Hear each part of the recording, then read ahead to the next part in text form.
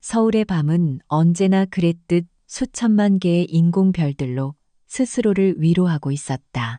까마득한 상공에서 내려다보면 거대한 보석판처럼 황홀하게 빛나는 도시였지만 그 빛이 닿지 않는 그림자는 언제나 더 짙고 깊었다. 오수민의 옥탑방은 바로 그런 그림자 중 하나에 속해 있었다. 마포구의 낡은 다세대 주택 꼭대기에 위태롭게 자리한 그녀의 작은 공간은 도시의 화려함과는 철저히 분리된 섬이었다. 창문을 열면 바로 아래 네온사인과 자동차 헤드라이트가 쉴 새 없이 엉키고 흩어지는 현란한 강물이 흘렀다. 하지만 그 소음과 빛은 유리창 한 장을 넘지 못하고 그녀의 방 안에서는 그저 희미한 배경이 될 뿐이었다. 방 안을 지배하는 소리는 낡은 괴종시계가 느릿하게 제 몸을 깎아먹는 소리, 째깍째깍 하는 태엽 소리가 전부였다. 저녁 식사라고 하기엔 너무나 간소한 밥상이 작은 교자상 위에 차려져 있었다. 갓 지은 밥 한 공기와 며칠 전 끓여두었던 김치찌개를 다시 데운 뚝배기 하나, 그리고 단무지 몇 조각. 그게 전부였지만 수미는 허투루 먹는 법이 없었다. 뚝배기는 정갈한 받침 위에 수저는 가지런히 옆에 놓여 있었다. 마치 중요한 의식을 치르는 사람처럼 그녀는 허리를 꼿꼿이 세우고 앉아 첫 술을 떴다. 김치찌개의 시큼하고 칼칼한 맛이 혀를 감쌌다. 하루 종일 식당 주방에서 기름 냄새와 손님들의 소음에 시달렸던 몸이 그제야 노곤하게 풀리는 기분이었다. 그녀는 창밖의 현란한 도시를 등진 채 오로지 자신의 작은 세상에만 집중했다.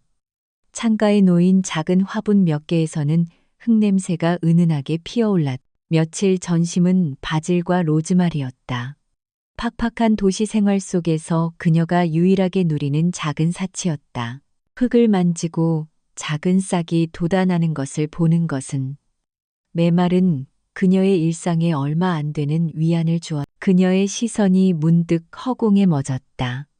밥을 씹는 입은 기계적으로 움직이고 있었지만 그녀의 생각은 다른 곳을 헤매고 있었다. 텅 빈 방 안식의 소리만이 그녀의 외로움을 증명하듯 공간을 채웠다. 혼자 밥을 먹는 것은 익숙해진 지 오래였다. 하지만 익숙해졌다는 것이 괜찮다는 뜻은 아니었다. 가끔씩 이렇게 모든 소음이 잦아든 밤이면 가슴 한구석이 시큰하게 저려왔다. 수호는 약 잘 챙겨 먹었으려나 남동생 생각에 수민의 미간이 희미하게 찌푸려졌다. 선천적으로 심장이 약한 동생은 그녀가 이 차가운 서울에서 버티는 유일한 이유였다. 고향에 계신 부모님은 작은 과수원을 운영하며 근근히 생활하고 있었고 동생의 병원비를 감당하기엔 턱없이 부족했다. 그녀가 매달 꼬박꼬박 붙이는 돈은 동생의 약값과 생활비로 고스란히 들어갔다. 자신의 삶은 없어진 지 오래였다. 꿈도 미래도 그저 사치일 뿐이었다. 그때였다. 식사를 마치고 설거지를 하러 좁은 싱크대로 향하던 수민의 귀에 희미한 소리가 들려온 것은 야옹 하고 끊어질 듯 이어지는 가냘픈 울음소리였다. 처음엔 잘못 들었나 싶어 귀를 기울였다. 그러자 다시 한 번 더 절박하게 들려왔다. 옥탑으로 올라오는 좁고 어두운 계단 쪽에서 들려오는 소리였다. 수미는 망설였다. 피곤했다. 그저 따뜻한 물에 발을 담그고 잠자리에 들고 싶었다. 세상의 모든 가여운 것들을 다 책임질 수는 없는 노릇이었다. 하지만 발코니 문틈으로 스며드는 밤바람에 실려온 울음소리는 자꾸만 그녀의 발목을 붙잡았다. 외면할 수가 없었다. 결국 그녀는 작게 한숨을 쉬며 낡은 슬리퍼를 끌고 밖으로 나갔다. 계단참 구석 먼지 쌓인 시멘트 바닥에 작은 생명체가 웅크리고 있었다. 얼룩덜룩한 흰색 털을 가진 새끼 고양이였다. 녀석은 잔뜩 경계하며 그녀를 바라보다가 다시 한번 애처롭게 울었다.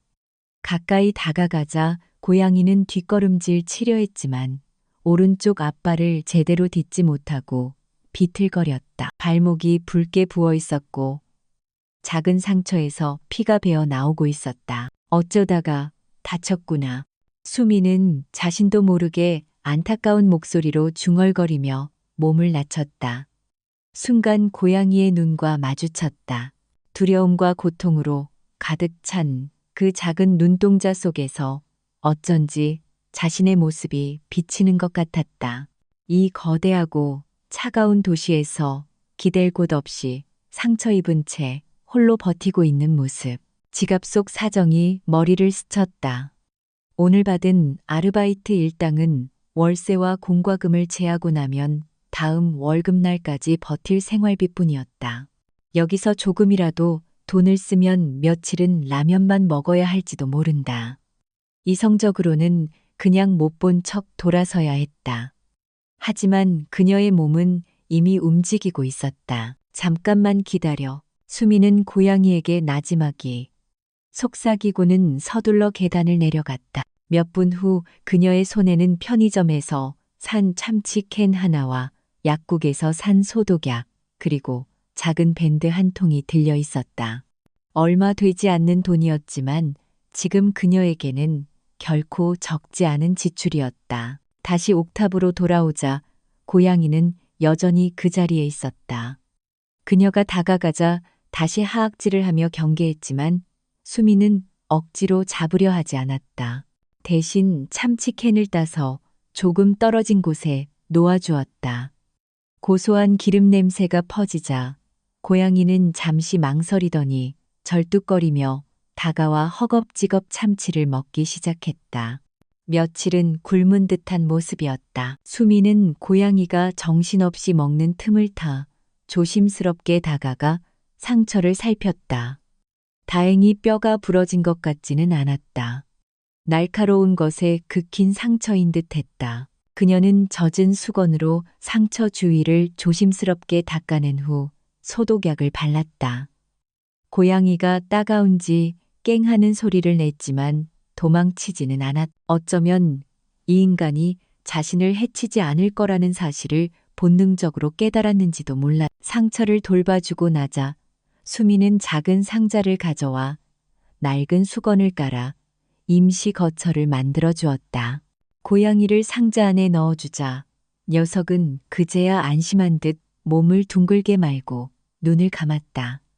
규칙적인 숨소리가 들려왔다. 방으로 돌아온 수미는 텅 빈 지갑을 보며 작게 한숨을 쉬었다. 하지만 마음 한구석은 이상하게도 따뜻하고 충만했다. 아무런 대가도 바라지 않고 무언가를 내어주는 행위가 오히려 텅 비었던 그녀의 마음을 채워주는 듯해. 그녀는 샤워를 마치고 잠자리에 들 준비를 했다.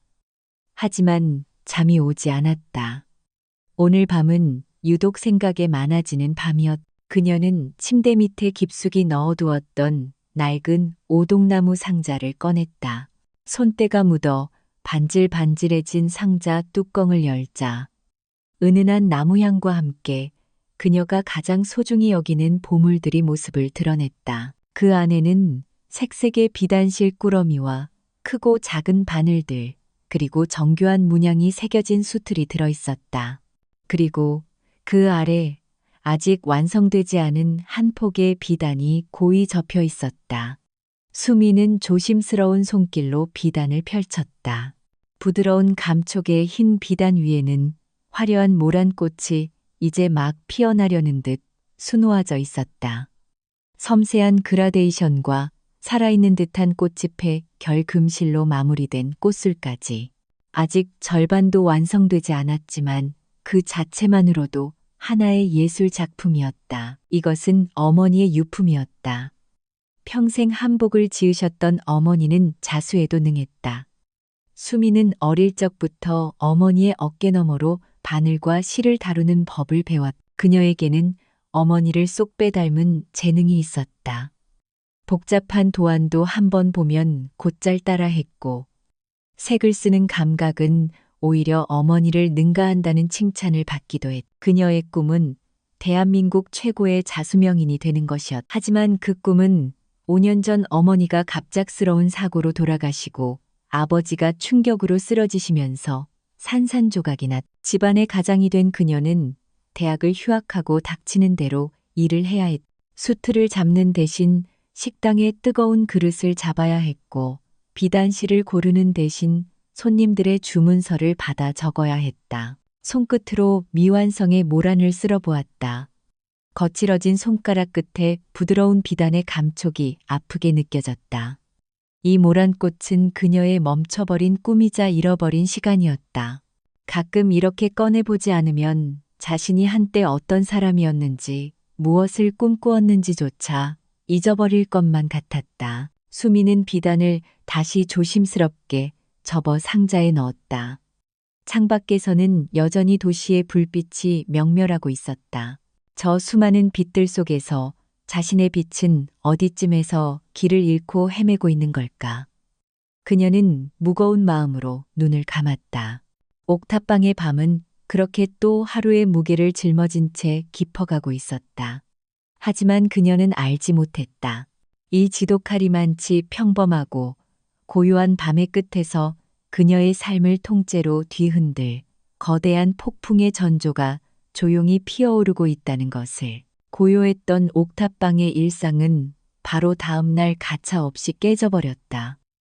수민이 일하는 식당은 점심시간이 막 지나 한산했다. 그녀는 주방 한쪽에서 잠시 숨을 돌리며 차가운 물을 들이켜고 있었다. 바로 그때 앞치마 주머니에 넣어둔 낡은 휴대폰이 요란한 진동과 함께 울렸다. 화면에 뜬 엄마라는 두 글자에 그녀는 반사적으로 입가에 미소를 띄었다. 엄마 잘 지내셨어요? 수호는요, 늘 그랬듯 동생의 안부부터 물었다. 하지만 수화기 너머로 들려온 어머니의 목소리는 평소와 달랐다. 잔뜩 잠겨 있었고 미세하게 떨리고 있었. 수민아, 네, 엄마 무슨 일 있으세요? 목소리가 왜 그래요? 불길한 예감이 심장을 쿵하고 내려앉게 했다. 수미는 주방 구석으로 몸을 더 깊숙이 숨기며 목소리를 낮췄. 수호가 어젯밤에 갑자기 쓰러졌어. 네. 수민의 손에서 휴대폰이 미끄러질 뻔했다. 그녀는 간신히 다시 붙잡고 떨리는 목소리로 되물었다. 쓰러졌다니요. 왜요? 지금은요, 괜찮은 거예요. 급하게 시내 큰 병원 응급실로 옮겼어. 의사 선생님 말씀이 심장이 더 나빠져서 당장 수술하지 않으면 위험하대. 어머니는 간신히 울음을 참으며 말을 이었다. 그 한마디 한마디가 비수처럼 수민의 가슴에 밝혔다. 세상이 빙글 도는 것 같았. 동생이 쓰러졌다는 사실보다 그녀를 더 절망시킨 것은 바로 다음에 이어진 말이었다. 그런데 수술비가 너무 어머니는 끝내 말을 잇지 못하고 흐느꼈다. 수미는 그 뒷말을 듣지 않아도 알 수 있었다. 지금까지 모아둔 돈과 과수원 수입으로는 감당할 수 없는 거액일 터였. 눈앞이 캄캄해졌다.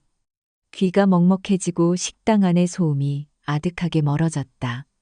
그녀는 멍하니 벽에 등을 기댄 채 서 있었. 얼마 지나지 않아 식당 주인의 불호령이 그녀를 현실로 끌어당겼다. 오수민 거기서 뭐해? 빨리 홀에 나가봐. 아, 네 사장님. 죄송합니다. 그녀는 로봇처럼 움직였다. 손님에게 주문을 받고 음식을 나르고 빈 그릇을 치웠다. 몸은 기계적으로 움직였지만 머릿속은 온통 하얗게 비어 있었다. 수술비. 그 단어가 망치처럼 그녀의 머리를 계속해서 내리쳤다. 아무리 생각해도 뾰족한 수가 없었다. 적금은 이미 동생의 약값으로 바닥난 지 오래였고 은행 대출은 그녀의 소득으로는 어림도 없었다. 사채, 그건 가족을 더 깊은 나락으로 밀어넣는 짓이었다. 그날 저녁 일을 마친 수미는 녹초가 된 몸을 이끌고 옥탑방으로 돌아왔다.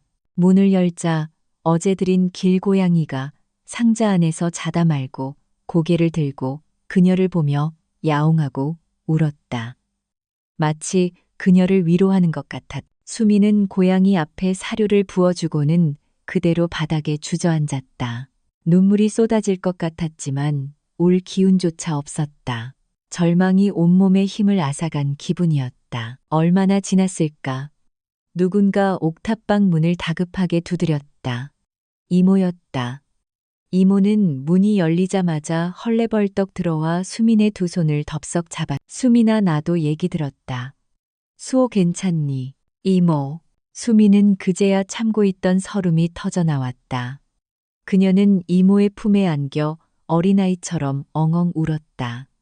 이모는 말없이 그녀의 등을 토닥여 주었다. 한참을 울어 감정이 조금 진정되자 이모는 주머니에서 무언가를 꺼내 그녀 앞에 내밀었다. 고급스러운 종이로 만든 명함이었다. 이게 뭐예요? 결혼정보회사 명함이야. 수민의 얼굴이 순간 굳어졌다. 이모는 황급히 말을 이었다. 오해하지 말고 들어, 수민아. 나도 이런 말 하는 거 마음 편치 않아. 하지만 지금 우리가 달리 방법이 있니? 너도 알잖아. 이모네 집도 사정이 뻔한 거. 이모의 말은 사실이었다. 이모네 역시 넉넉지 않은 살림이었다. 여기가 그냥 그런 데가 아니야. 아주 부유한 집안 자제들이나 성공한 사업가들만 가입하는 VVIP 전문 회사래. 여기에 가입만 할 수 있으면 혹시 아니 좋은 사람 만나서 수호 수술비 문제도 해결할 수 있을지. 수미는 차갑게 식은 목소리로 대답했다. 그래서요. 저보고 돈 많은 남자한테 시집이라도 가라는 말씀이세요. 제 인생을 팔아서 동생 병원비를 대라고요. 그녀의 목소리에는 경멸과 모멸감이 뒤섞여 있었다. 자존심이 상했다. 아무리 힘들어도 이런 식으로 삶을 거래하고 싶지는 않았다. 그녀의 날 선 반응에 이모의 눈시울도 붉어졌다. 수미나, 이모가 너를 몰라서 이러는 것 같니? 네 자존심 강하고 누구보다 바르게 살아온 거 알아. 하지만 지금이 그런 자존심 따질 때야. 내 자존심이 아파서 죽어가는 수호 목숨보다 더 중요해. 그 말은 전곡을 찔렀다. 수미는 아무 대답도 할 수 없었다. 심장이 쿵하고 내려앉는 것 같았다. 동생의 목숨. 그 무엇과도 바꿀 수 없는 소중한 존재였다.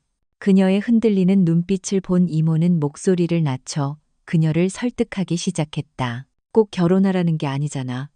그냥 만나라도 보라는 거야. 믿져야 본전 아니겠니? 정말 급하면 사정 얘기하고 도움을 청할 수도 있는 거고. 이모가 가입비는 어떻게든 마련해 볼게.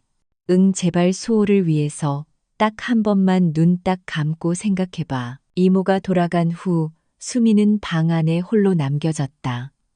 손에는 이모가 주고 간 차가운 명함이 들려 있었다. 노블레스 메이트. 화려한 금박으로 새겨진 이름이 그녀의 처지를 비웃는 것 같았다.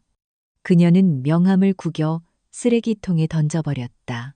하지만 이모의 마지막 말이 환청처럼 귓가에 맴돌았다. 내 자존심이 수호 목숨보다 더 중요해. 수미는 괴로운 듯 머리를 감싸 쥐었다. 그리고 무언가에 이끌리듯 침대 밑에 넣어두었던 오동나무 상자를 다시 꺼냈다. 미완성의 모란자수를 펼쳤다. 한 땀 한 땀 어머니의 가르침과 자신의 꿈이 새겨진 비단이었다. 이것이 그녀의 자존심이자 그녀 자신이었다. 하지만 그 옆 작은 액자 속에서 환하게 웃고 있는 동생 수호의 얼굴이 눈에 들어왔다. 사진 속 동생은 금방이라도 누나 하고 부르며 달려나올 것처럼 생기가 넘쳤다. 자신의 꿈과 자존심 그리고 동생의 몫이여. 저울의 양끝에 놓인 두 가지는 비교조차 할 수 없는 무게였다. 결국 저울은 기울어졌다. 한참을 망설이던 그녀의 손이 쓰레기통으로 향했다. 구겨졌던 명함을 다시 꺼내 주름을 조심스럽게 폈다. 그녀는 결심했다. 동생을 살릴 수만 있다면 악마에게 영혼이라도 팔 수 있었다. 하물며 자존심 따위랴. 같은 시각 서울의 가장 높은 마천루 중 하나인 이노텍타워 최상층. 도시의 모든 불빛을 발 아래에 둔 펜트하우스 오피스에서 강지우는 통유리 창을 통해 야경을 내려다보고 있었다. 그의 친구이자 비서실장인 윤태석이 최고급 위스키가 담긴 잔을 건네며 말해. 또 그 표정이네. 세상 다 가진 놈이 세상 모든 시름은 다 짊어진 표정. 지훈은 위스키 잔을 받아 한 모금 넘겼다. 쌉쌀한 향이 목을 타고 넘어갔다. 가졌다고 생각하는 것들이 사실은 나를 올가매는 족쇄 같아서 배부른 소리하고 있네. 태석은 핀잔을 주면서도 그의 표정에서 깊은 권태를 읽었다. 강지훈은 모든 것을 가졌다. 수려한 외모, 명석한 두뇌, 그리고 대한민국 IT 산업을 선도하는 이노테크의 젊은 CEO라는 타이틀까지. 하지만 그는 행복하지 않았다. 그의 주변에는 그의 돈과 지위를 보고 접근하는 사람들 뿐이었다.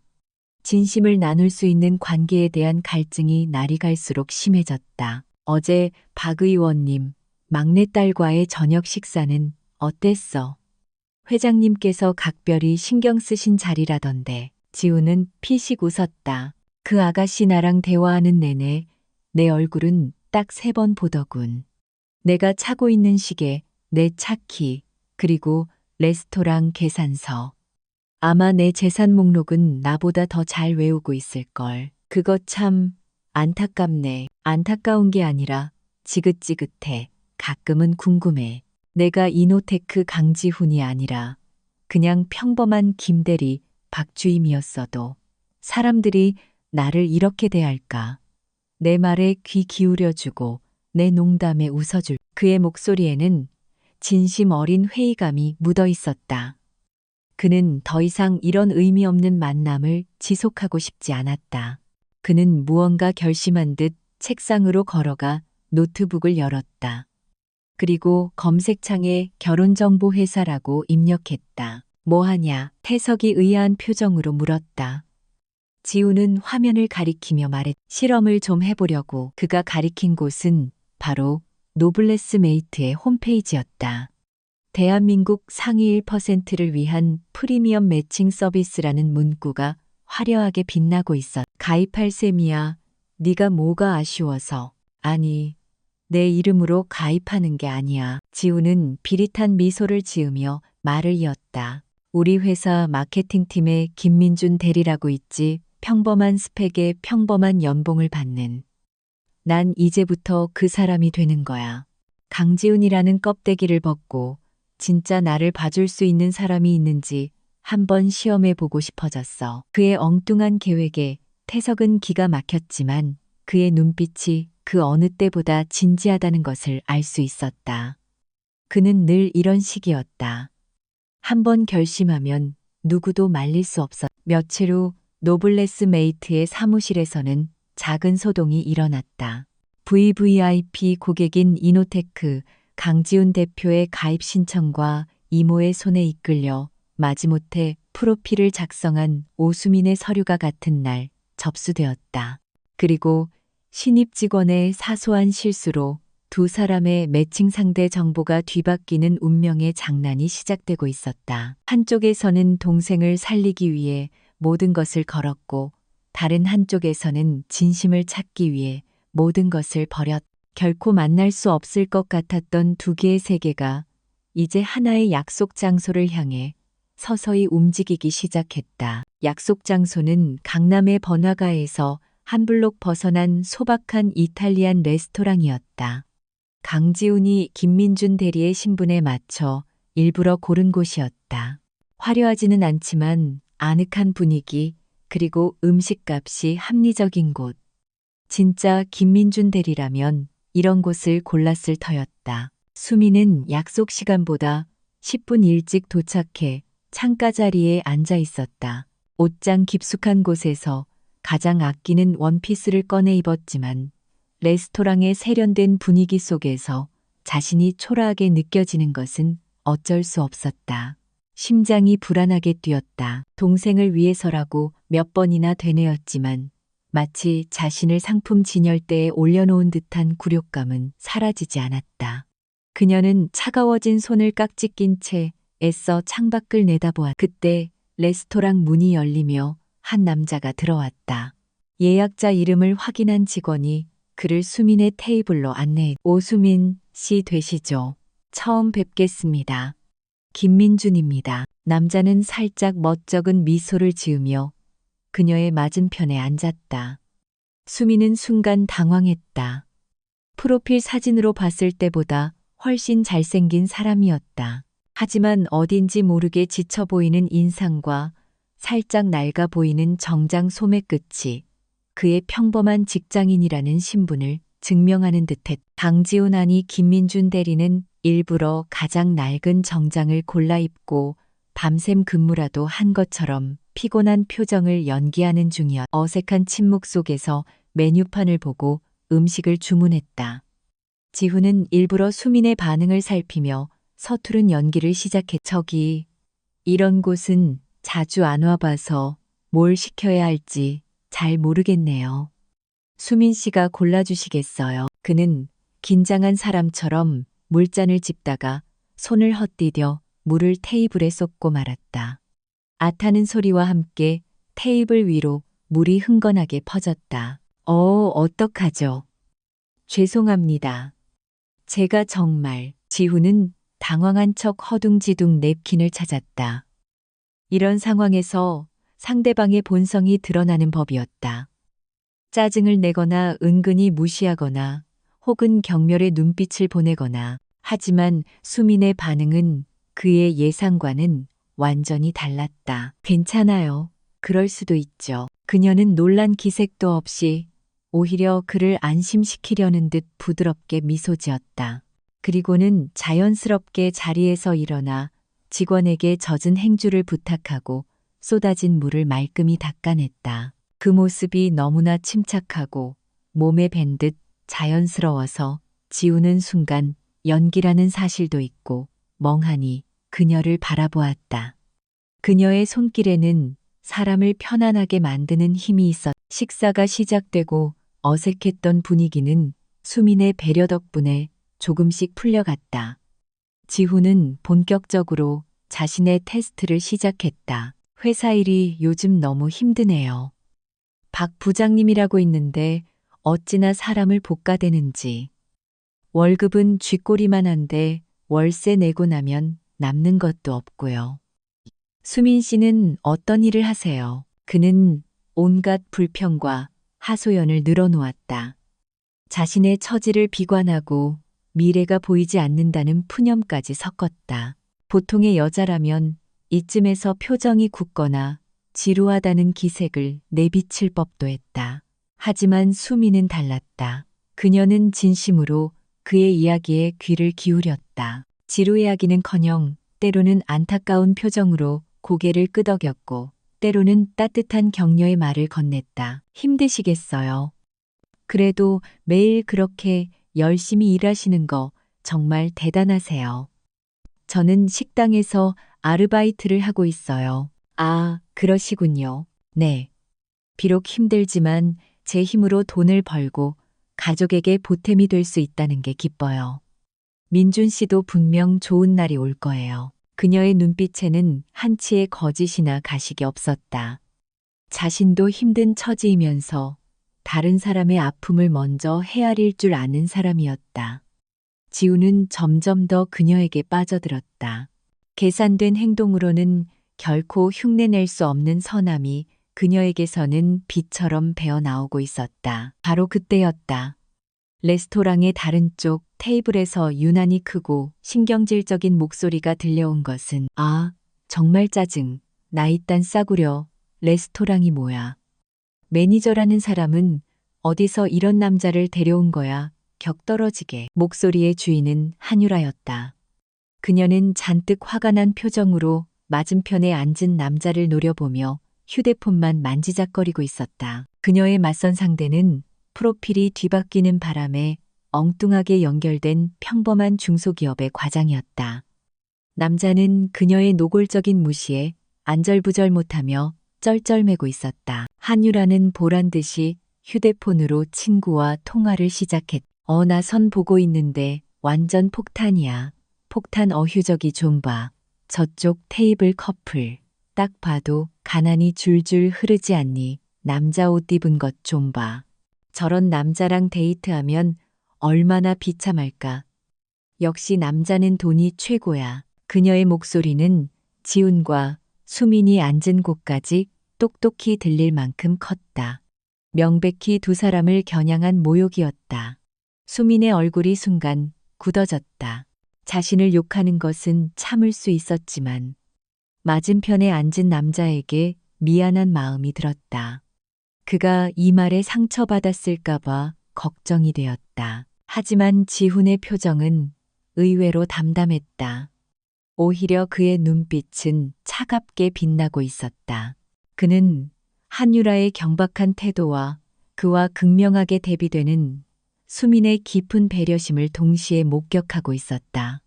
이보다 더 확실한 비교 대상은 없었다. 식사가 끝나고 계산서가 테이블 위에 놓였다. 지훈은 마지막 테스트를 위해 일부러 지갑을 뒤적이며 곤란한 표정을 지었다. 아, 제가 오늘 현금이 별로 없는데 카드가 한도 초과가 됐는지. 그의 말이 채 끝나기도 전에 수민이 먼저 가방에서 자신의 카드를 꺼냈다. 그리고는 그가 무안하지 않도록 환하게 웃으며 말했다. 제가 원래 맛있는 거 사주시는 분한테는 커피를 사기로 했거든요. 오늘은 제가 식사를 살게요. 대신 민준 씨가 다음에 저한테 더 맛있는 커피 사주세요.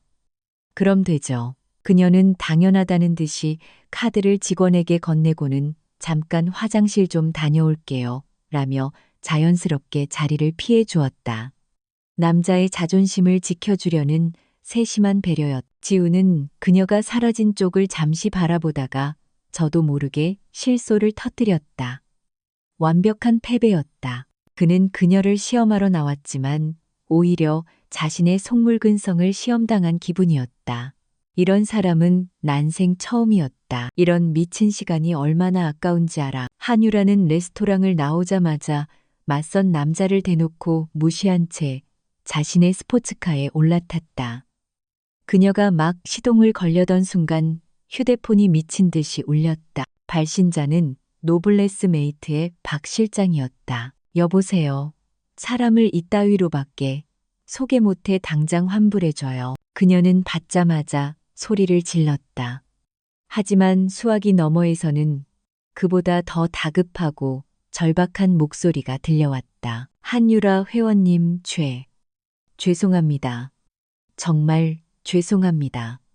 저희 직원에 엄청난 실수가 있었습니다. 실수가 사람을 이렇게 엿먹이는 거야. 그게 아니라 오늘 회원님께서 만나셨어야 할 분은 그분이 아닙니다.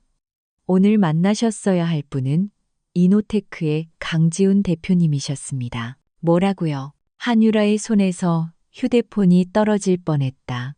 이노테크의 강지훈.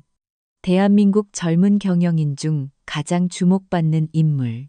그녀가 어떻게든 연주를 만들어 보려고 애썼던 바로 그 남자였다. 강 대표님께서 신분을 숨기고 싶어 하셔서 저희가 김민준이라는 가명 프로필을 만들었는데 직원이 실수로 회원님의 매칭 정보와 다른 분의 정보를 바꿔치기 했습니다.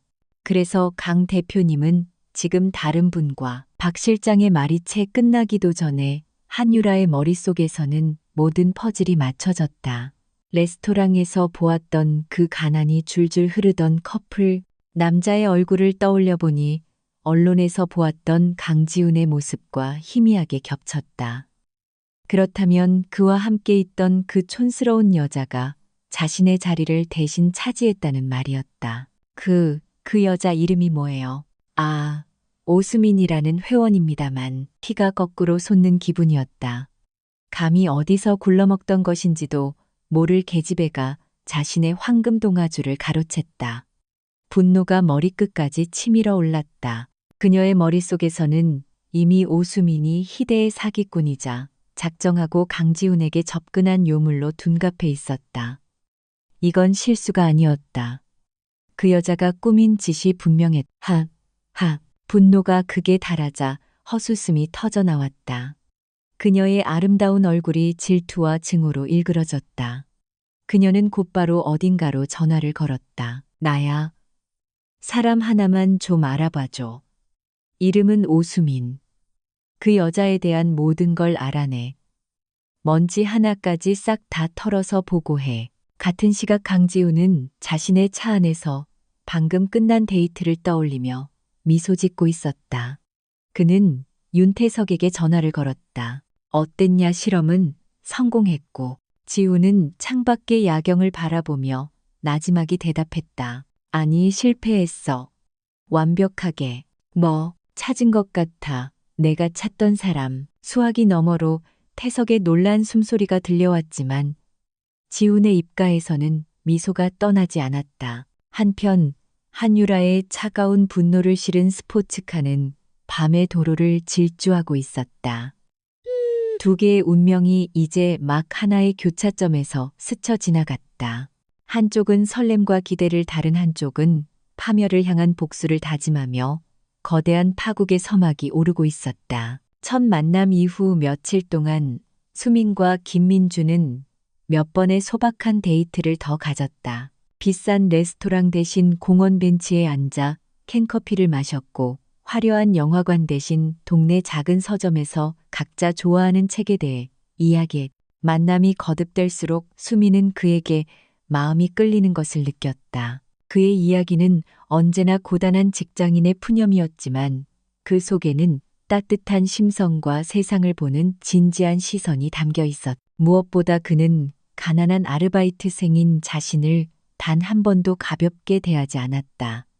오히려 그녀의 작은 배려 하나하나에 진심으로 고마워할 줄 아는 사람이었다. 그러던 어느 날 지훈이 조금은 상기된 표정으로 그녀에게 봉투 하나를 내밀었다. 수민 씨 혹시 이번 주 금요일 저녁에 시간 괜찮으세요? 네, 괜찮아요. 무슨 일이세요? 저희 회사에서 매년 자선 행사를 크게 하거든요. 운 좋게 저희 부서에 티켓이 2장 나왔는데 혹시 저랑 같이 가주실 수 있을까요? 봉투 안에는 최고급 호텔에서 열리는 이노테크 자선 갈라의 초대장이 들어있었다. 화려한 금박 장식과 정중한 문구는 수민이 사는 세계와는 너무나도 거리가 먼 것이었다. 그녀는 순간 망설였다. 그런 자리에 어울릴 옷도 자신감도 없었다. 제가 가도 될까요? 너무 화려한 자리 같은데. 그녀의 망설임을 눈치챈 지훈이 부드럽게 그녀를 설득했다. 괜찮아요. 그냥 좋은 음악 듣고 맛있는 음식 먹는 자리라고 생각하세요. 그리고 이 행사가 소아 심장병 어린이를 돕기 위한 거라서요. 왠지 수민 씨에게 보여드리고 싶었어요. 소아 심장병. 그 단어에 수민의 심장이 덜컥 내려앉았다. 수호가 떠올랐다. 어쩌면 그곳에서 동생을 도울 방법을 찾을 수 있을지도 모른다는 희미한 희망이 고개를 들었다. 결국 그녀는 작게 고개를 끄덕였. 갈라 당일 수민은 큰맘 먹고 빌린 단정한 남색 드레스를 입고 약속 장소인 호텔 로비에 섰다. 지우는 평소와 달리 완벽하게 재단된 턱시도 차림이었다. 회사에서 의전용으로 지급된 옷띠라며 어색하게 웃었지만 그의 모습은 마치 동화 속 왕자님처럼 빛이 났다. 호텔 연회장 안으로 들어서는 순간 수민은 숨을 삼켰다. 거대한 샹들리에가 쏟아내는 눈부신 빛, 우아한 드레스와 턱시도를 차려입은 사람들, 샴페인 잔이 부딪히는 맑은 소리와 나지막이 흐르는 클래식 선율까지 모든 것이 비현실적으로 화려했다. 그녀는 마치 다른 행성의 불시착한 사람처럼 위축되었. 지우는 그런 그녀의 마음을 아는지 모르는지 긴장한 그녀의 손을 부드럽게 잡아주며 속삭였다. 너무 긴장하지 말아요. 그냥 내 옆에만 꼭 붙어 있어요. 그의 따뜻한 체온에 조금은 마음이 놓였지만 주변 사람들의 노골적인 시선은 피할 수 없었다. 그들은 수민의 머리부터 발끝까지를 훑어보며 그녀의 가치를 매기는 듯했. 수민과 눈이 마주치자 자기들끼리 무어라 속삭이며 경박하게 웃는 사람들도 있었다. 그들에게 수민은 이 화려한 파티에 어울리지 않는 불청객일 뿐이었다. 설상가상으로 지우는 자꾸만 다른 사람들에게 불려가야 했다. 김대리, 자네가 여기 웬일인가 하며 어깨를 두드리는 중년 신사부터 민준 씨 오랜만이에요. 라며 친근하게 말을 꺼는 젊은 여성까지. 그때마다 지훈은 저희 회사 임원분들이세요. 라며 수민에게 간단히 소개했지만 그가 자리를 비울 때마다 수민은 홀로 남겨져 어찌할 바를 몰랐. 그녀는 불안한 시선으로 연회장을 둘러보다가 한쪽 구석에서 자신을 향한 차갑고 날카로운 시선과 마주쳤다. 한유라였다. 한유라는 여신처럼 화려한 붉은색 드레스를 입고 있었다.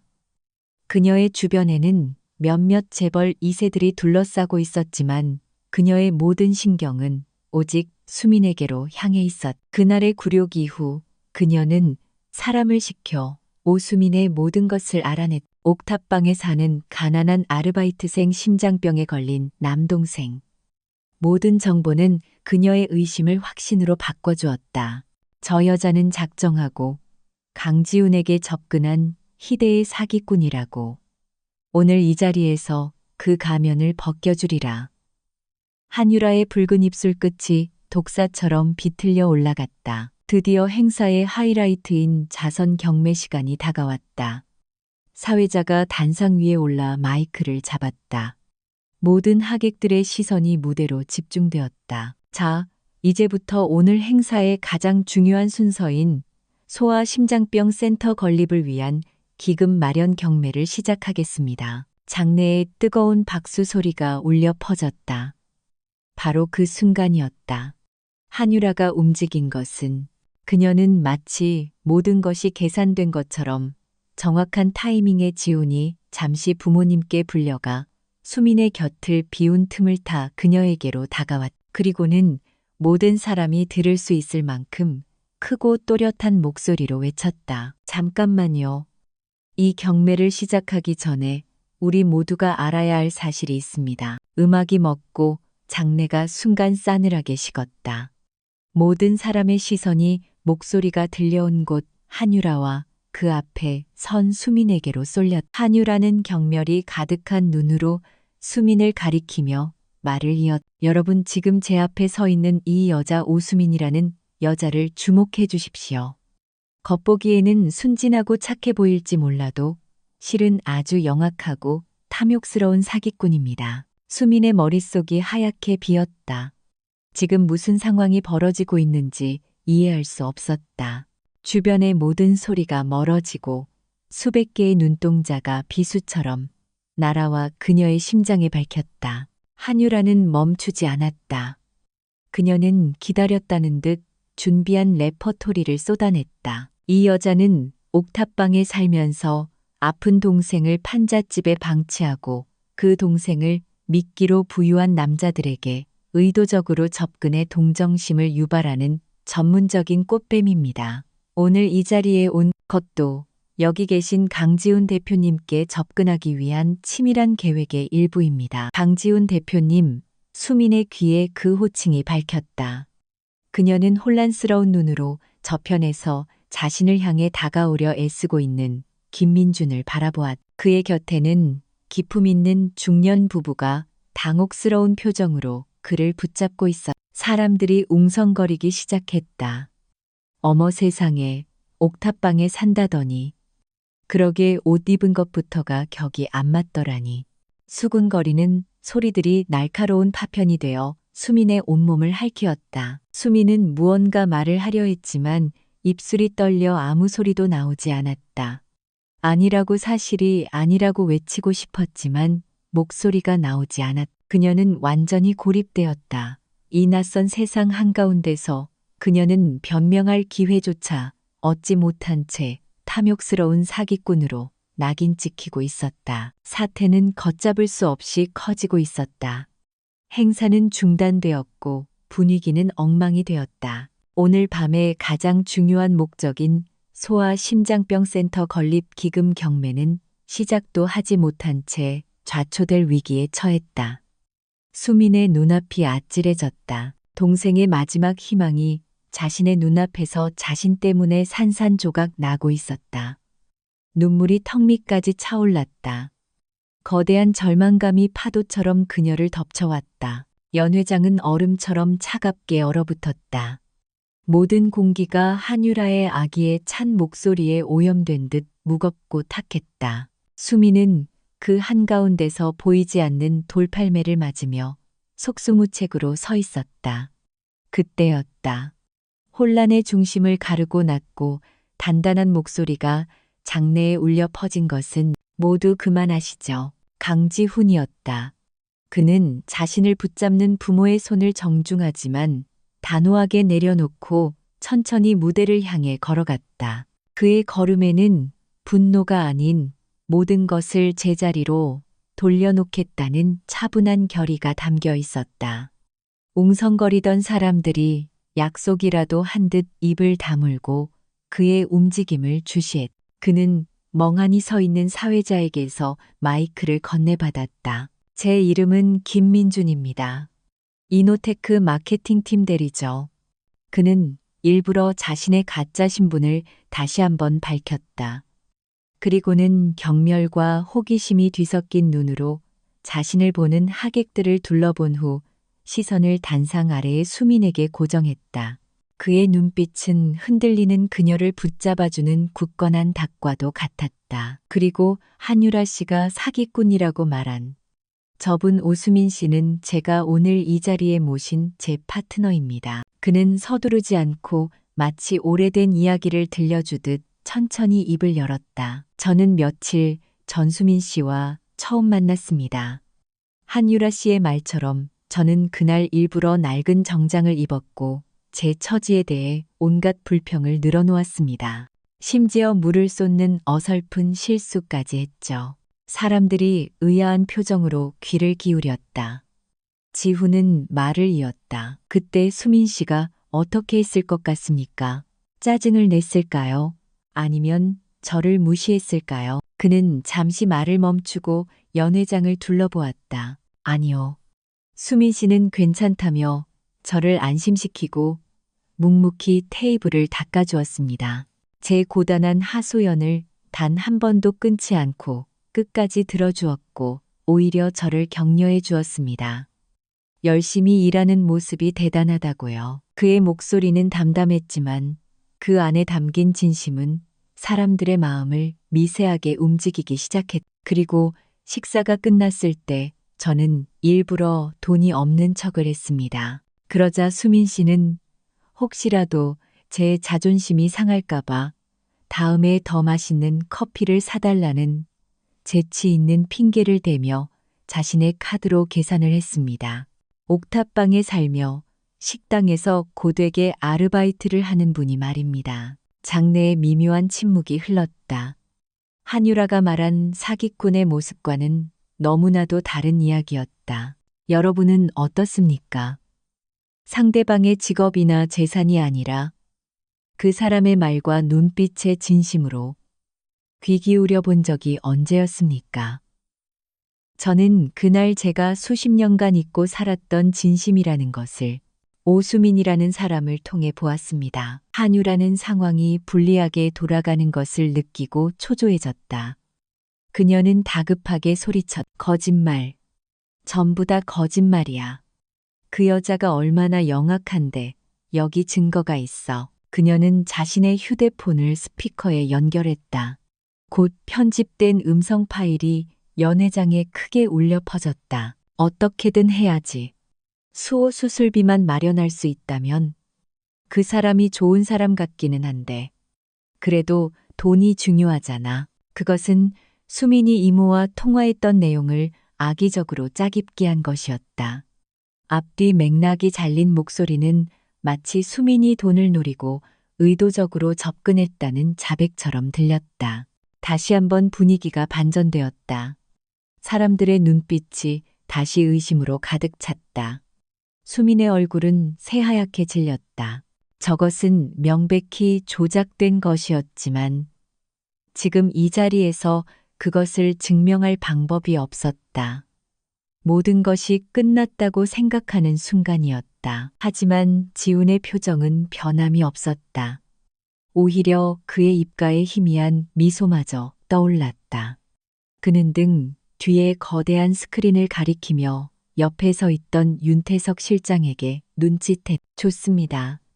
증거를 원하신다면 저도 보여드리죠. 스크린이 켜지자 며칠 전 그들이 만났던 레스토랑에 CCTV 영상이 나타났다. 소리는 없었지만 영상만으로도 모든 것이 명백했다. 물을 쏟은 지훈과 그것을 침착하게 닦는 수민, 진지하게 이야기를 들어주는 그녀의 표정. 그리고 마지막에 카드를 내밀고 자리를 비켜주는 모습까지. 그리고 그 영상 한쪽 구석에는 맞은편 남자를 대놓고 무시하며 경멸의 표정으로 그들을 쳐다보던 한유라의 모습까지 선명하게 담겨 있었다. 한유라의 얼굴이 굳어졌다. 하지만 지훈의 반격은 거기서 끝나지 않았다. 그리고 한 가지 더 정정할 것이 있습니다. 그는 마이크를 고쳐잡고 연회장에 있는 모든 사람들을 향해 그리고 수민을 향해 선언했다. 제 이름은 김민준이 아닙니다. 제 이름은 강지훈 이노테크 대표입니다. 장내에 충격의 탄성이 터져 나왔다. 사람들은 믿을 수 없다는 표정으로 지훈과 아무것도 모른 채 서 있는 수민을 번갈아 쳐다보았다.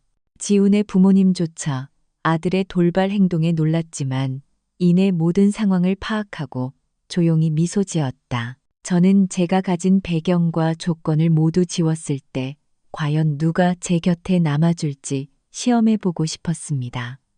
그리고 오늘 이 자리에서 그 답을 찾았습니다. 그는 한유라를 차갑게 쏘아보았다. 한유라 씨, 당신이 놓친 것은 돈과 권력이 아닙니다. 당신은 사람의 진심을 볼 수 있는 기회를 스스로 걷어찬 겁니다. 그리고 그는 다시 세상에서 가장 따뜻한 눈빛으로 수민을 바라보았다. 오늘 이자선 경매 예정대로 진행하겠습니다.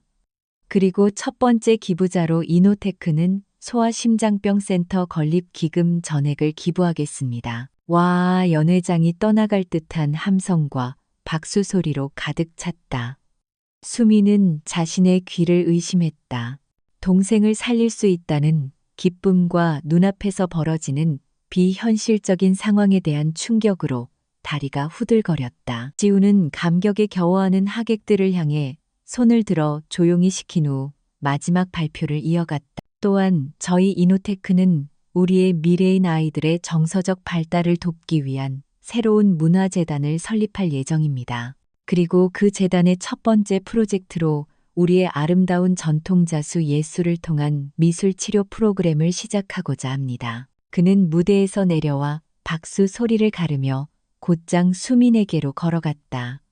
그는 수많은 사람들이 지켜보는 앞에서 그녀를 향해 정중히 고개를 숙였다. 제가 알기로 오수민 씨는 누구보다 뛰어난 자수 실력을 가졌지만 어려운 가정 형편 때문에 그 꿈을 잠시 접어두어야만 했습니다.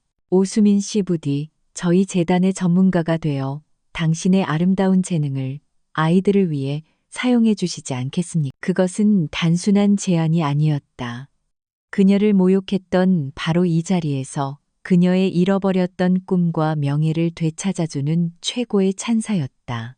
수민의 눈에서 마침내 뜨거운 눈물이 흘러내렸다. 그것은 더 이상 슬픔이나 굴욕의 눈물이 아니었다.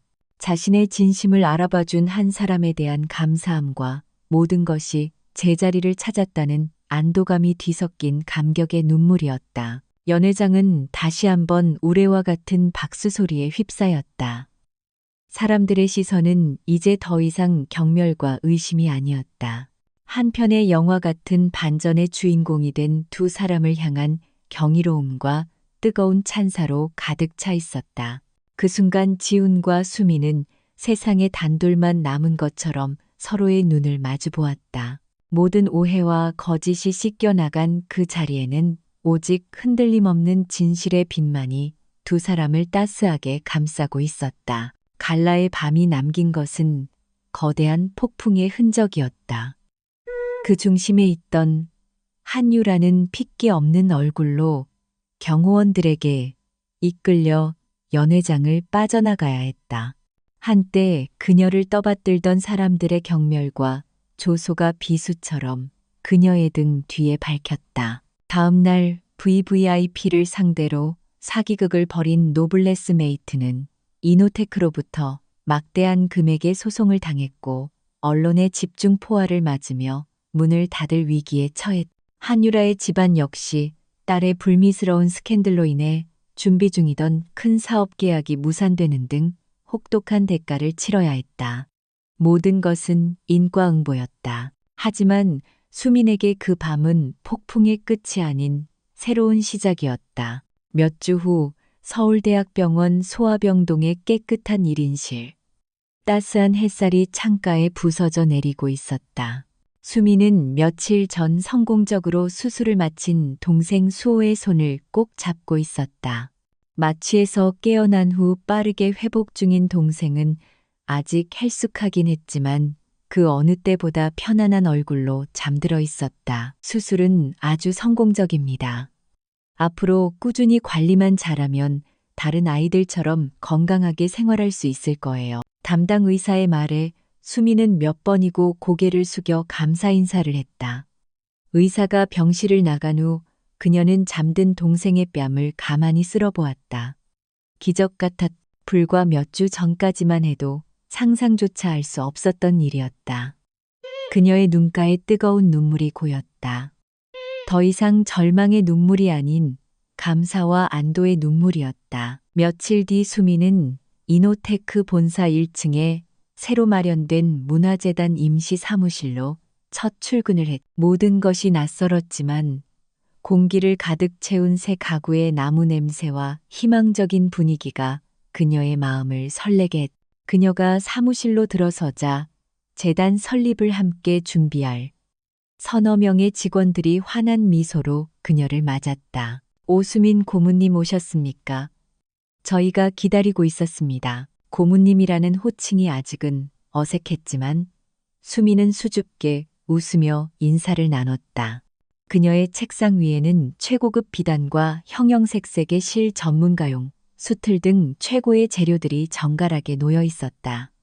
그녀의 꿈을 펼치기 위한 모든 것이 준비되어 있었다. 수민은 가만히 손을 뻗어 부드러운 비단을 만져보았다.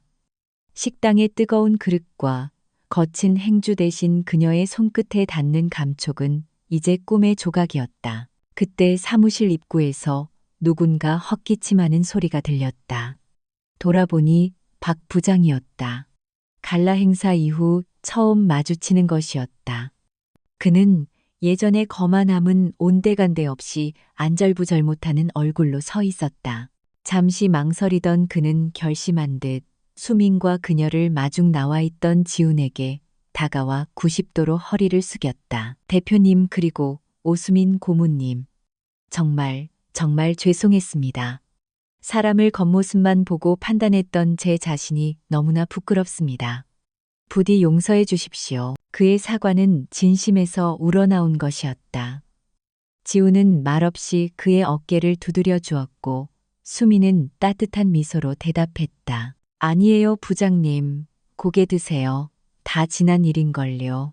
그녀의 용서에 박 부장은 감격한 듯한 표정을 지었다. 한 사람의 진심이 만들어낸 변화는 이렇듯 주변을 서서히 물들이고 있었다. 그날 오후 업무를 마친 수미는 병원 옥상 정원에서 잠시 바람을 쐬고 있었다. 해질녘 서울의 풍경이 노을빛에 물들어 아름답게 펼쳐져 있었다.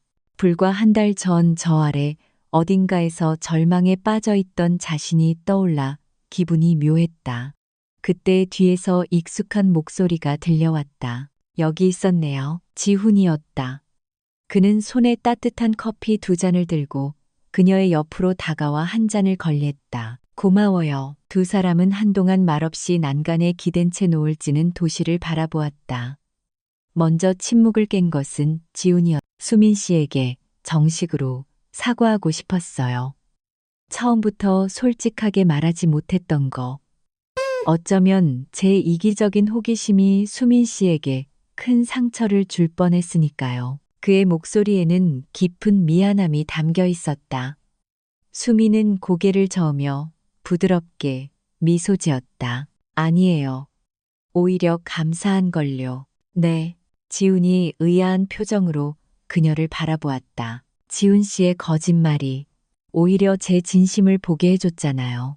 만약 지훈 씨가 처음부터 이노테크 대표님으로 나타났다면 저는 아마 지레 겁을 먹고 도망쳤을 거예요. 김민준이라는 평범한 사람이었기에 저도 제 모습을 꾸밈없이 보여줄 수 있었어요. 그녀의 말에 지훈은 가슴 한구석이 뻐근해지는 것을 느꼈다. 이토록 깊고 현명한 그래도 많이 힘들었죠. 그날 밤 그렇게 많은 사람들 앞에서 네, 솔직히 죽을 만큼 힘들었어요. 세상에 혼자 남겨진 기분이었죠. 수미는 솔직하게 인정했다. 그리고는 지훈을 바라보며 말을 이었다. 하지만 동시에 알게 됐어요. 온 세상이 나에게 등을 돌려도 내 진심을 믿어주는 단 한 사람만 있다면 이겨낼 수 있다는 걸요. 그 사람이 되어주어서 고마워요, 지훈 씨. 두 사람의 시선이 허공에서 마주쳤다. 더 이상 대표님과 고모님도 부잣집 남자와 가난한 여자도 아니었다. 그들은 서로의 영혼을 알아본 세상의 단둘뿐인 연인이었다. 도시의 불빛들이 하나둘 켜지기 시작했다. 한때 수민을 옥죄던 차가운 불빛은 이제 두 사람의 새로운 시작을 축복하는 별들처럼 따스하게 반짝이고 있었다. 모든 폭풍이 지나간 자리에 비로소 고요하고 단단한 평온이 찾아오고 있었다. 그 폭풍 같던 밤이 지나고 두 번의 계절이 더 흘렀다.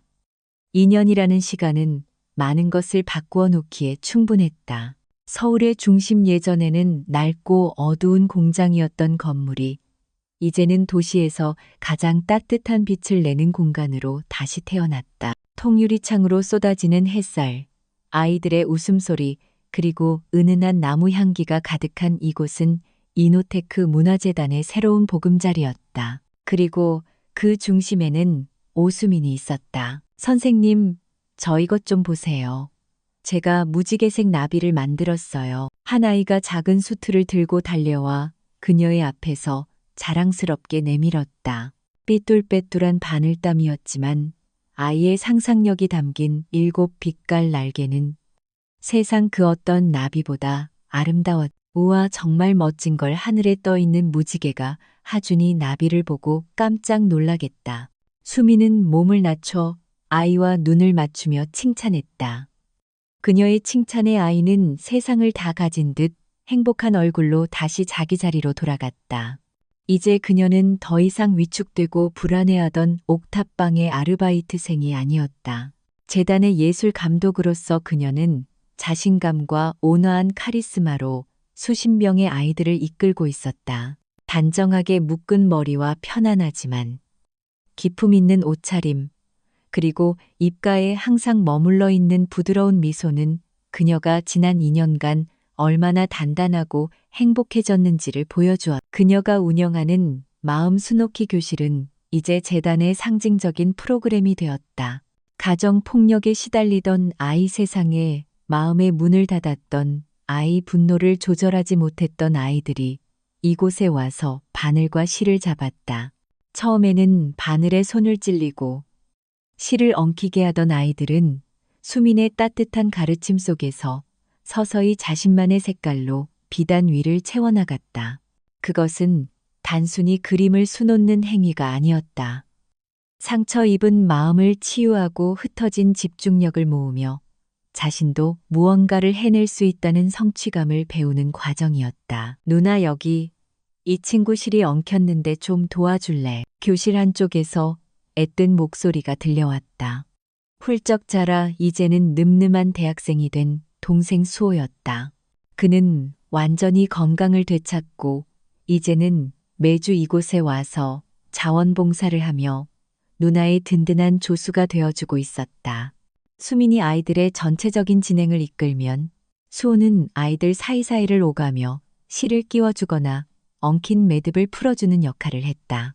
남매가 함께 아이들을 돌보는 모습은 그 자체로 한 폭의 그림처럼 따뜻했다. 어디 보자. 우리 민지가 제일 어려운 매듭에 도전했구나. 수미는 수호가 가리킨 곳으로 다가가 아이의 옆에 쪼그려 앉았다. 그리고는 아이의 손을 부드럽게 잡고 마술처럼 엉킨 실을 하나씩 풀어냈다. 그 모습을 보며 수호는 조용히 미소 지었다. 그는 누나가 얼마나 이 일을 사랑하는지, 그리고 이 일을 통해 얼마나 빛나고 있는지를 매 순간 느끼고 있었다. 한때 자신의 병원비 때문에 꿈을 포기해야 했던 누나. 이제는 그 꿈을 통해 더 많은 아이들에게 희망을 주고 있었다. 수업이 끝나고 아이들이 각자 자신의 작품을 소중하게 품에 안고 돌아간 후 교실에는 고요함이 찾아왔다. 수민과 수호는 함께 교실을 정리했다. 오늘 하준이 나비 봤어. 정말 대단하지 않니? 처음 왔을 땐 말도 안 하던 아이였는데. 수민이 설레는 목소리로 말했다. 응, 봤어. 누나의 칭찬 마법 덕분이지. 여기서는 모든 아이들이 예술가가 되는 것 같아. 수호는 창가에 놓인 작은 화분들에 물을 주며 대답했다. 2년 전 누나의 옥탑방 창가에 있던 그 작은 바질 화분은 이제 이곳의 햇살 좋은 창가에서 수십 개의 허브 화분으로 늘어나 있었다. 정리를 마친 수미는 잠시 의자에 앉아 벽에 걸린 가장 큰 액자를 올려다보았다. 액자 속에는 마침내 완성된 화려한 모란 자수가 담겨 있었다. 갈라 행사가 끝나고 며칠 후 그녀가 밤을 새워 완성한 작품이었다. 한때는 멈춰버린 꿈과 좌절의 상징이었던 미완성의 모란. 하지만 이제 그 모란은 재단의 상징이자 모든 역경을 이겨내고 마침내 활짝 피어난 그녀의 인생을 대변하는 작품이 되어 있었다. 그녀는 문득 자신의 휴대폰을 들어 시간을 확인했다. 약속한 시간이 다가오고 있었다. 그녀의 입가에 저절로 행복한 미소가 번졌. 그녀의 삶을 송두리째 바꾸어 놓은, 그리고 이제는 그녀의 삶 그 자체가 된 사람. 수미는 창밖을 내다보았다. 2년 전 병원 옥상에서 함께 바라보았던 서울의 풍경이 펼쳐져 있었다. 그때는 막연한 희망과 약간의 불안감이 섞여 있었다면 지금 그녀의 마음은 어떤 비바람에도 흔들리지 않을 단단한 평온함으로 가득 차 있었다. 그녀는 알 수 있었다. 자신의 두 번째 봄은 이제 막 가장 화려하고 아름다운 절정을 향해 가고 있다는 것을. 수민이 완성된 모란 액자를 감상하며 추억에 잠겨 있을 때 교실 문이 조용히 열렸다. 정장이 아닌 부드러운 캐시미어 스웨터를 입은 강지훈이 따뜻한 미소를 지으며 서 있었다. 그의 손에는 아이들이 좋아할 만한 간식이 담긴 작은 바구니가 들려 있었다. 수업 끝났어. 형 오셨어요. 수호가 먼저 반갑게 달려가 그를 맞았다. 2년이라는 시간 동안 수호에게 지훈은 더 이상 누나의 연인이기만 한 존재가 아니었다. 때로는 든든한 형처럼, 때로는 인생의 멘토처럼 그는 수호의 삶에 깊숙이 자리 잡고 있었다. 오늘 고생 많았네, 우리 처남. 지훈은 자연스럽게 수호의 어깨를 두드리며 간식 바구니를 건넸다. 전 이만 가볼게요. 두 분 좋은 시간 보내세요. 수호는 눈치 빠르게 자리를 비켜주었다. 교실에는 다시 수민과 지훈 단둘만이 남았다. 지훈은 익숙하게 그녀의 곁으로 다가와 정리하다만 실타래를 함께 정리하기 시작했다. 그들의 일상은 늘 이런 식이었다. 대한민국 경제를 움직이는 거대 기업의 CEO와 아이들을 가르치는 예술 감독. 세상이 보기엔 전혀 다른 세계에 사는 두 사람이었지만 그들은 이 작은 교실 안에서 가장 완벽한 조화를 이루었다. 오늘 아이들은 어땠어? 또 새로운 예술가가 탄생했나? 그럼요. 무지개 날개를 가진 나비가 태어났는걸요. 지훈 씨가 봤어야 하는데. 수미는 오늘 있었던 아이의 이야기를 들려주었다. 지훈은 마치 자신의 일인 것처럼 눈을 반짝이며 그녀의 이야기에 귀를 기울였다. 그는 그녀의 일, 그녀의 꿈, 그리고 그녀가 소중히 여기는 모든 것들을 진심으로 존중하고 사랑했다. 이야기를 나누던 지훈의 시선이 문득 한쪽 테이블에 놓인 작은 수틀에 닿았다. 오늘 수업에 참여했던 가장 어린 아이가 다 끝내지 못하고 두고 간 연습용 키트였다. 알록달록한 실과 삐뚤빼뚤하게 몇 땀 수놓아진 서툰 흔적이 남아 있었다. 이건 나도 한번 해볼 수 있을까? 지훈이 호기심 어린 표정으로 물었다. 수미는 웃음을 터뜨렸다. 글쎄요. 수백억짜리 계약서에 사인하는 손인데 바늘을 제대로 잡을 수나 있을지 모르겠네요. 너무 무시하는 거 아니야. 나도 손재주가 아주 없지는 않다고. 그는 장난스럽게 발끈하며 작은 바늘을 집어들었다. 하지만 수천 명의 직원 앞에서 카리스마 넘치던 모습은 온데간데 없이 그의 크고 단단한 손은 작은 바늘 앞에서 길을 잃고 헤맸다. 실을 꿰는 것부터가 난관이었다. 아, 정말 구멍이 왜 이렇게 작은 거야. 그가 미간을 찌푸리며 끙끙대는 모습에 수미는 결국 소리내어 웃었다. 그녀는 그의 옆으로 다가가 그의 손 위로 자신의 손을 포겠다. 이렇게요. 실끝을 팽팽하게 잡고 바늘을 움직이는 거예요. 그녀의 부드러운 손길이 닿자 지우는 바늘 대신 그녀를 가만히 바라보았다. 그녀의 머리칼에서 나는 은은한 샴푸 향기 아이들을 바라볼 때와 똑같은 따뜻한 눈. 그는 이 순간이 세상 그 어떤 성공의 순간보다 더없이 소중하고 행복하다고 느꼈다. 바로 그때 교실 한쪽 구석에 있던 고양이 쿠션에서 잠자던 녀석이 기지개를 켜며 일어났다. 2년 전 옥탑방 계단에서 떨고 있던 작고 말랐던 길고양이는 이제 치즈라는 어엿한 이름을 가진 윤기가 자르르 흐르는 뚱냥이가 되어 있었다. 치즈는 익숙하게 두 사람의 발치로 다가와 몸을 비비며 애교를 부렸다. 지훈이 몸을 숙여 녀석의 턱을 긁어주자 만족스러운 가르랑 소리가 교실의 나지막이 울려 퍼졌다. 수미는 그 모습을 가만히 바라보았다. 자신을 시험하던 남자. 그 남자의 서툰 바느질. 자신이 구해준 고양이. 아이들의 다채로운 꿈 조각들. 그리고 이 모든 것을 감싸는 따스한 저녁 햇살. 모든 것이 완벽했다.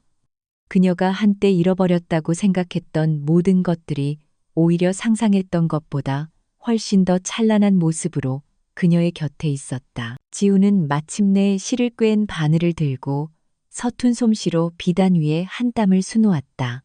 완벽한 직선도 아름다운 곡선도 아니었지만 수민의 눈에는 그 어떤 명인의 작품보다 더 사랑스러워 보였다. 그녀는 그의 어깨에 조용히 머리를 기댔다. 창밖으로 서울의 야경이 보석처럼 빛나기 시작했다. 한때는 차갑고 거대하기만 했던 도시는 이제 두 사람이 함께 만들어갈 수많은 이야기들로 가득 찬 따뜻한 집이 되어 있었다. 진정한 행복은 대단한 것을 성취하는 데 있는 것이 아니라 이렇듯 소박한 일상을 기쁨으로 함께 채워나가는 데 있음을 두 사람은 이제 온 마음으로 알고 있었다. 그들의 두 번째 봄은 그렇게 영원히 지지 않을 꽃처럼 찬란하게 빛나고 있었다.